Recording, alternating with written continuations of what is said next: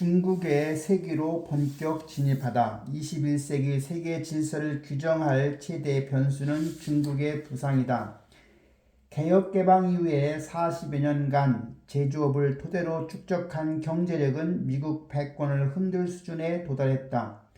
중국의 세기가 새로운 질서로 이어질지 일시적 착시에 그칠지가 국제사회의 최대 질문이다. 중국의 세기 그 서막.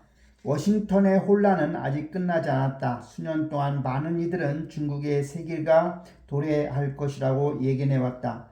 이는 중국이 막대한 경제적, 기술적 잠재력을 활용해 미국을 추월하고 세계 권력의 중심축을 베이징으로 옮기는 세상을 뜻한다. 어쩌면 그 세기는 이미 시작되었을지도 모른다. 역사가들이 훗날 돌이켜 볼 때 중국이 미국을 추월하기 시작한 결정적 전환점은 트럼프 2.0 시기일 가능성이 크다. 지금 무역 전쟁이 불완전한 휴전 상태에 머물러 있다고 해서 본질이 달라지는 것은 아니다. 트럼프 대통령은 이를 곧바로 승리로 선언했지만 실상은 정반대였다. 중국과의 경쟁에서 미국은 보다 큰 차원의 패배를 겪고 있음에도 트럼프는 본질이 아닌 무역 충돌 같은 소규모 전투에만 매달렸다. 이 같은 근시안적 태도는 오히려 미국의 구조적 문제를 더욱 부각시켰다. 그의 관세 정책은 미국 기업들의 글로벌 시장과 공급망 접근을 위협했다.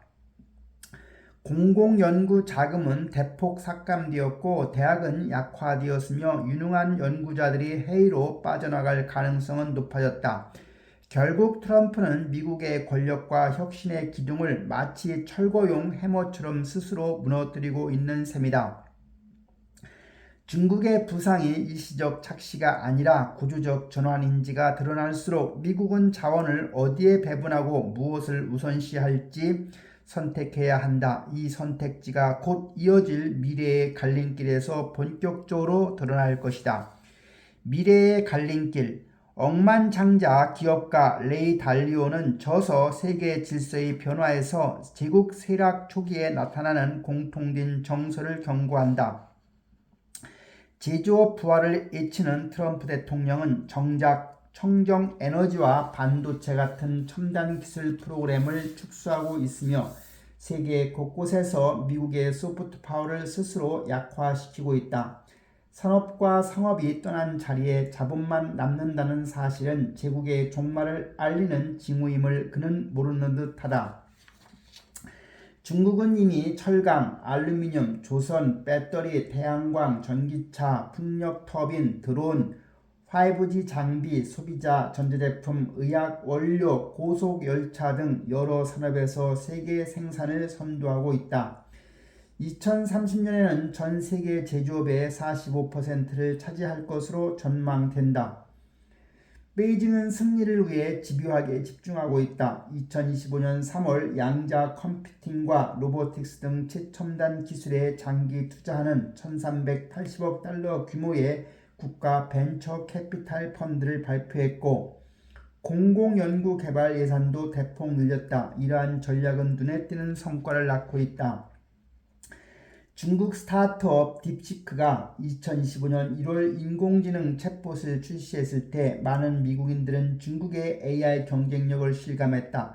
그러나 이런 스푸트니크 모멘트는 이미 여러 차례 있었다.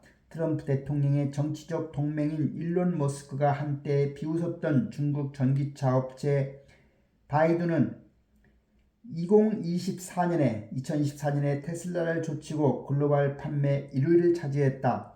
바이두는 전 세계에 새 공장을 세우고 있으며 2025년 3월에는 포드, GM, 폭스바겐의 시가총액을 합친 것보다 높은 가치를 기록했다. 중국은 암 치료를 포함한 신약 개발에서도 앞서 있으며 2023년에는 전 세계를 합친 것보다 더 많은 산업용 로봇을 설치했다. 반도체 분야에서도 오랫동안 약점으로 꼽혔던 영역을 화웨이의 기술 돌파를 중심으로 자립적 공급망으로 전환하고 있다. 중요한 점은 이들 기술이 서로 연계되어 선순환 구조를 형성한다는 것이다. 그럼에도 트럼프는 여전히 관세에 집착하고 있다. 그는 중국이 제기하는 위협의 규모조차 제대로 인식하지 못하는 듯하다. 무역 관세 인하 합의가 발표되기 전에도 그는 고율 관세로 매장이 텅 빌 것이라는 우려를 일축하며 아이들에게 인형을 좀 덜 사주면 된다고 말했다. 이는 중국을 여전히 값싼 상품만 만드는 공장 정도로 치부하는 시대착오적 인식이다. 미국은 이제 관세나 무역 압박만으로 중국의 국가 주도 전략을 꺾을 수 없음을 깨달아야 한다. 실제로 중국은 전략을 더욱 강화하고 있으며 첨단 산업에서의 지배를 위해 맨해튼 프로젝트에 버금가는 집중적 노력을 기울이고 있다. 물론 중국도 부동산 침체와 고령화 같은 심각한 도전에 직면해 있는 것은 사실이다. 그러나 회의론자들의 예측과 달리 중국은 매번 돌파구를 마련하여 국가 주도 체제를 유지해왔다. 반면에 트럼프 전 대통령의 관세 집착은 오히려 중국 중심 세계의 부상을 앞당길 뿐이다. 현재의 흐름이 앞으로도 이어진다면 중국은 자동차, 반도체, 항공기까지 고급 제조업 전반을 지배할 가능성이 크다. 인공지능 패권 경쟁은 미국과 중국 간이 아니라 중국 내부 도시들 간의 경쟁으로 바뀔지도 모른다. 미국은 관세 장벽 뒤에 갇힌 채 세계 무대에서 위축된 국가로 전락할 위험에 직면해 있다. 이런 암울한 시나리오를 피하려면 지금 당장 정책적 선택이 필요하다. 연구 개발과 혁신 투자, 국제적 연계, 인재와 자본을 끌어들이는 개방적 환경 조성이 관건이다. 그러나 트럼프 행정부는 정반대의 길을 걷고 있다. 이번 세기가 중국의 세기가 될지 미국의 세기가 될지는 결국 지금의 선택에 달려있다. 그러나 진로를 바꿀 수 있는 시간은 빠르게 사라지고 있다.